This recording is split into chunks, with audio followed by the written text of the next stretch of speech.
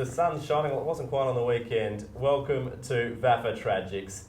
Finals time in the VAFA, and we're going to change things up a little bit this week. We're going to open, as we welcome the panel, we'll go through each of them and start with good day, bad day. Because you had a bad day. Marty Callagher, as we welcome you to the show, kick us off with a bit of good day, bad day. I thought we'd change things up for a finals edition of VAFA Tragics.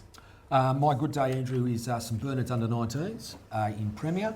They were four goals down at quarter time to Old Zabs, and then overran the Old Zabs, kicking 14 goals to 9 after quarter time to go through to their second successive under-19 Premier Grand Final.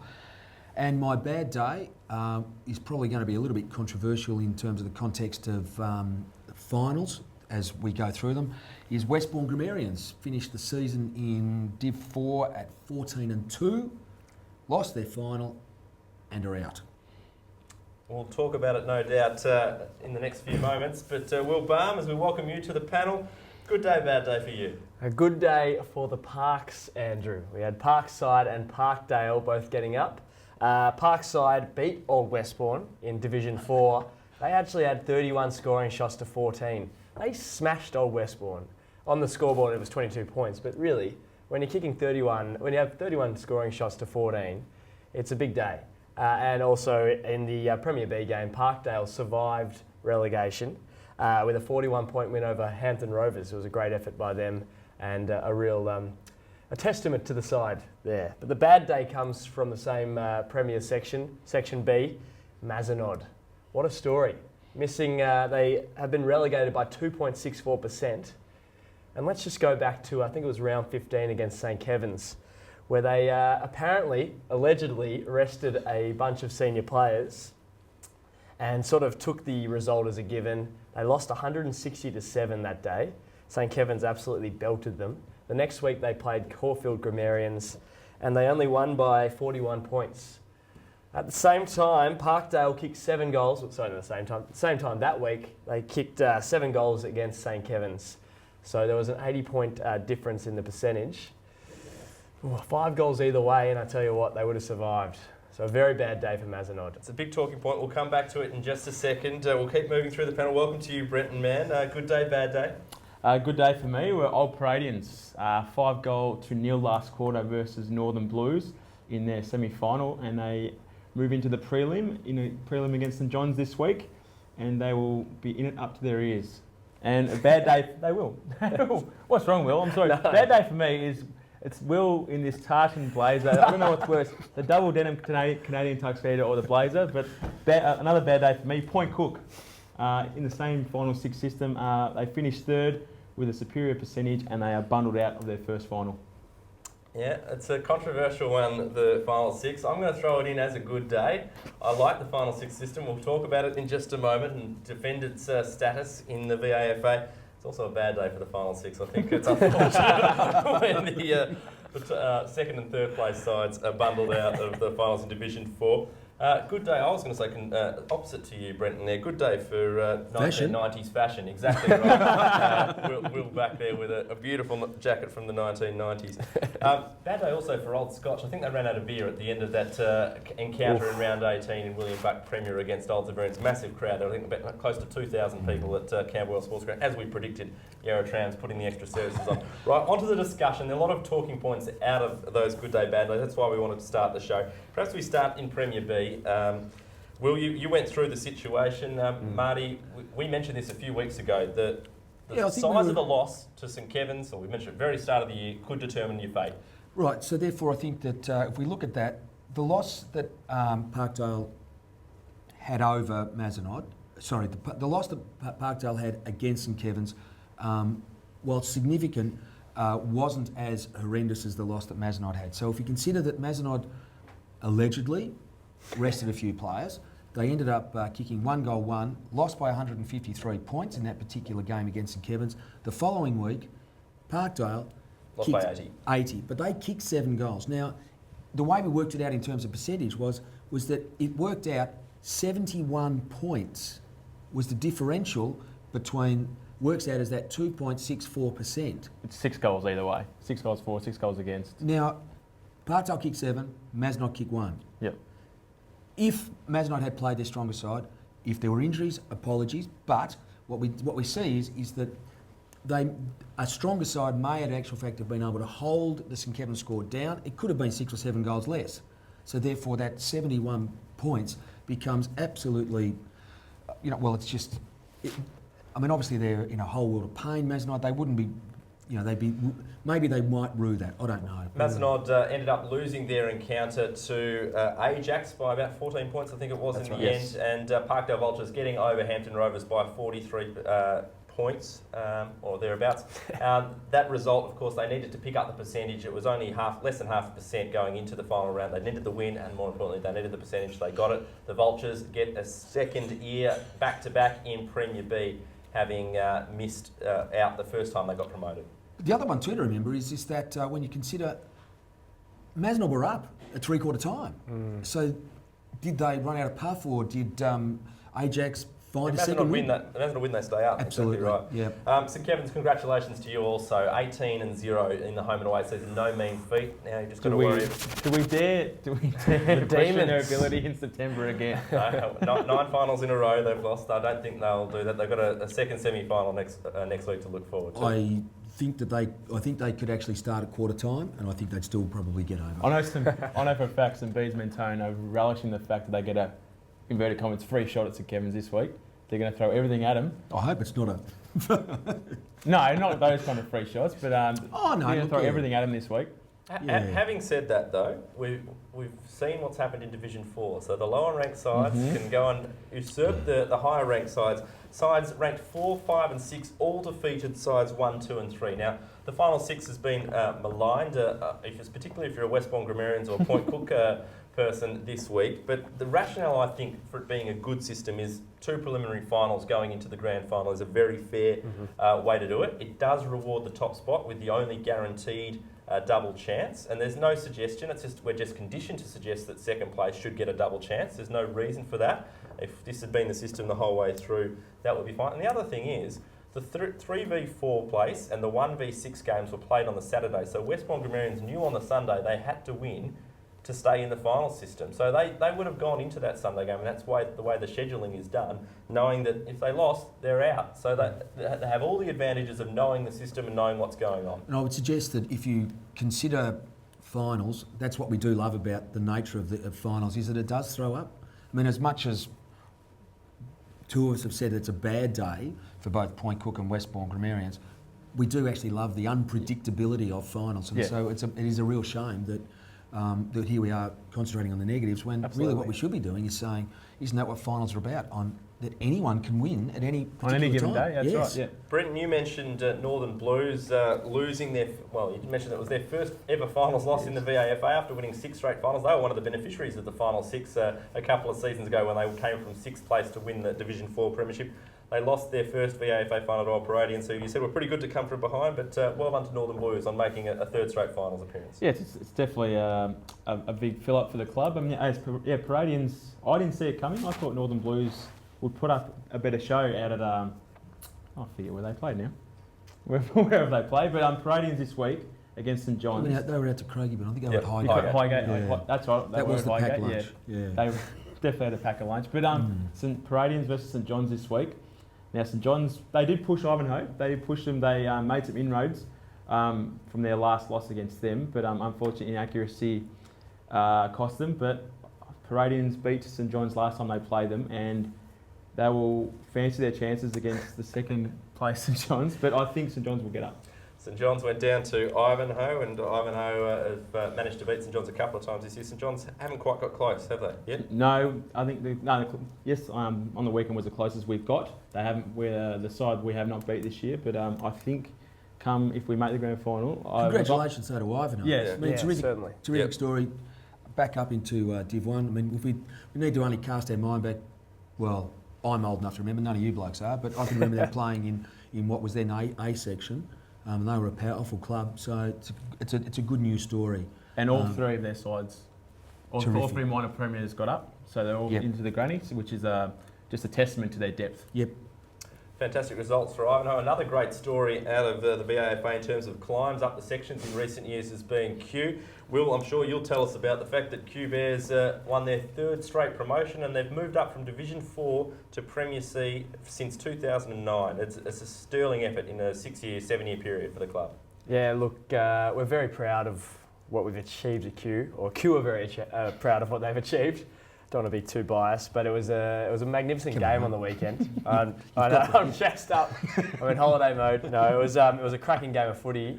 Ormond gave it everything, but in the end, yeah, it was nice to just hold on in the last quarter. We kicked a few late, and now Marty, no Brazali, no Q, I think you said.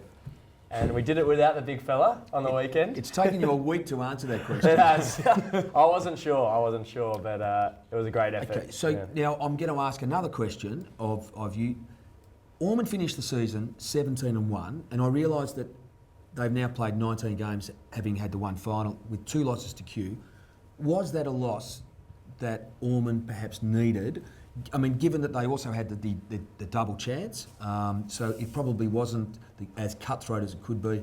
Do you always need to lose the second semi-final, mate. I wouldn't know, mate.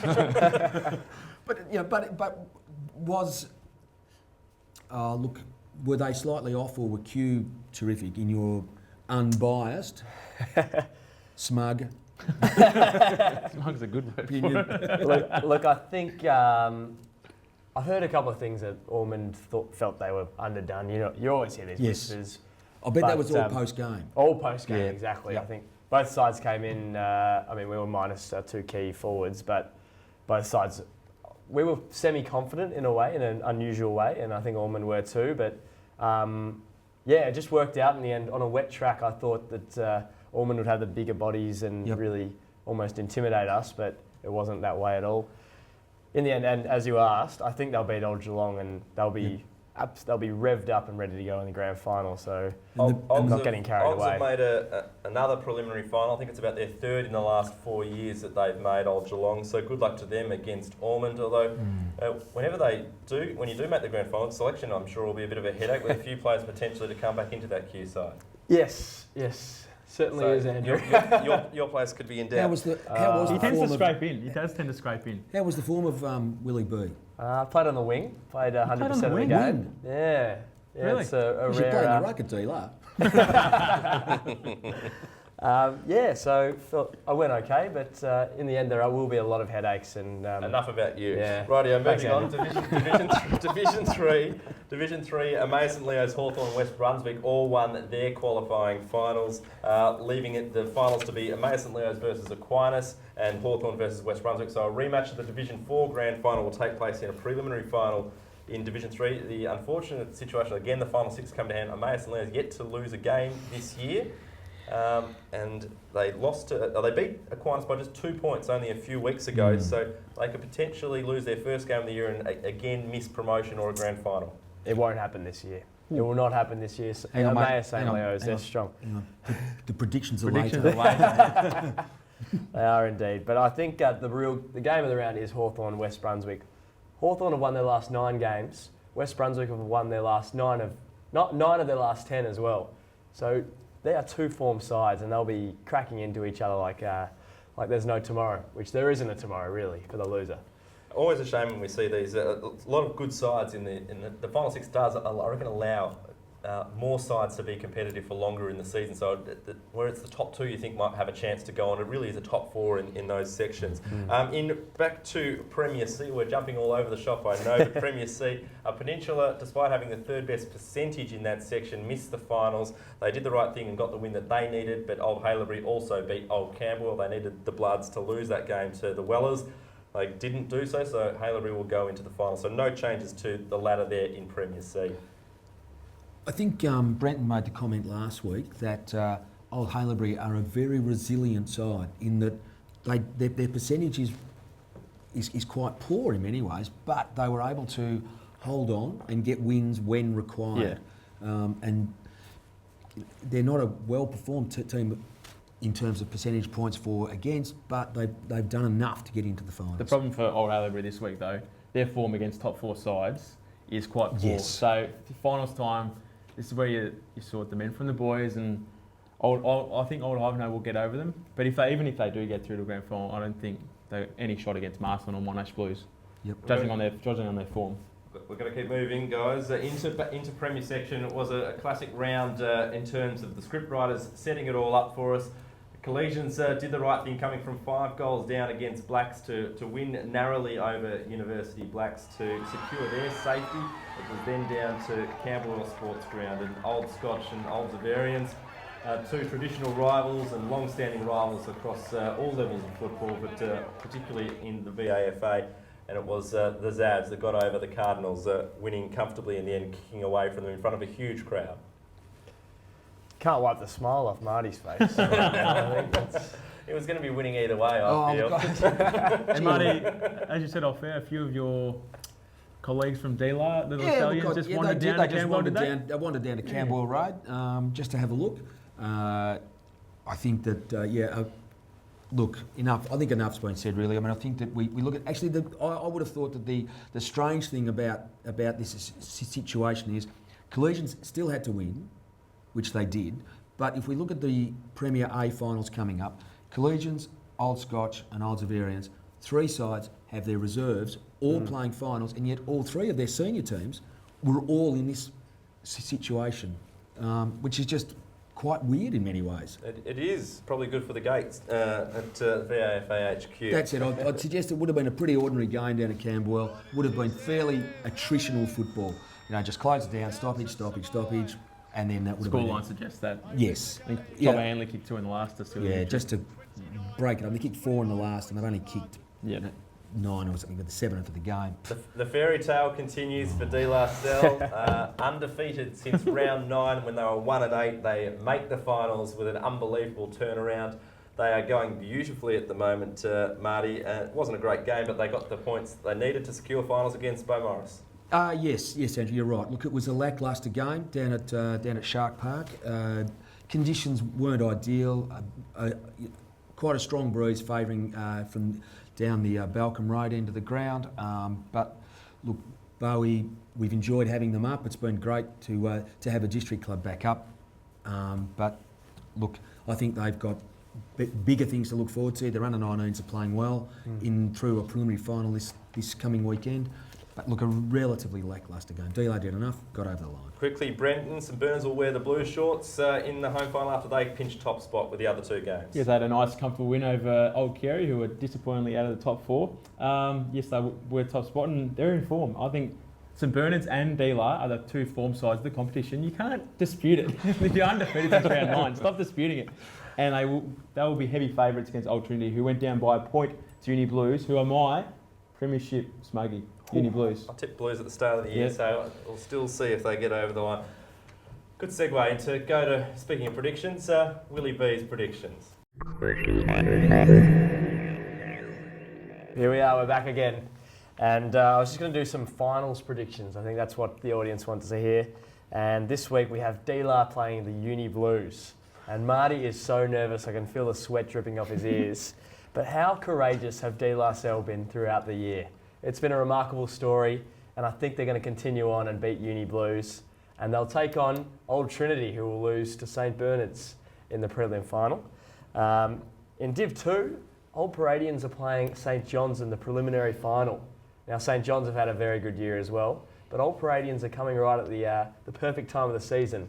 They've knocked off Northern Blues, the Invincibles, in September. Old Paradians are going to knock off St John's by 2 goals. David Boundy is going to be outstanding. He'll kick 5.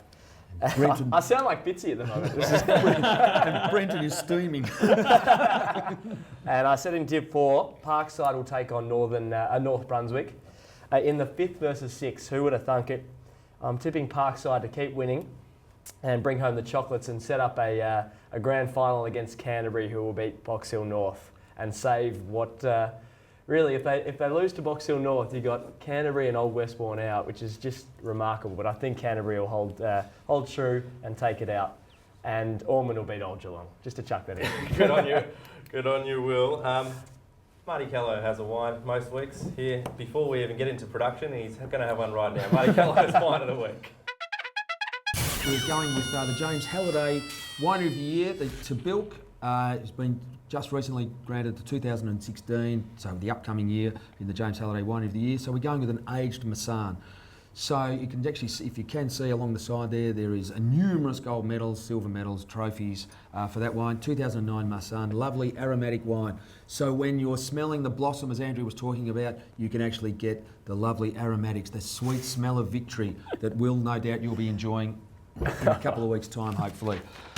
My wine this week actually happens to be in regards to finals fixturing, which look, is probably out of our hands and probably out of the hands of the VAFA. However, what it does do is that this week what you see that Premier A and Premier B, both finals are being played on the same day. So, for example, the first semi-final and the second semi-final are being played at the same time at different grounds.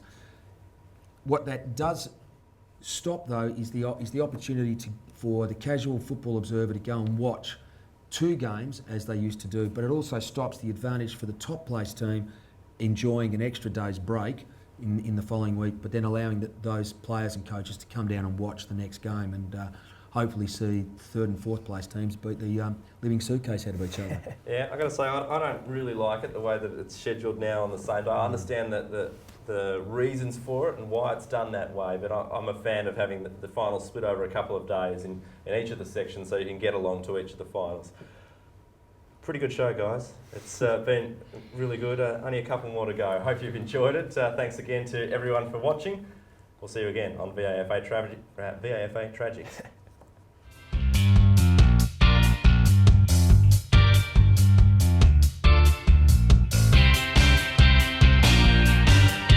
VAFA TV at vafatv.com.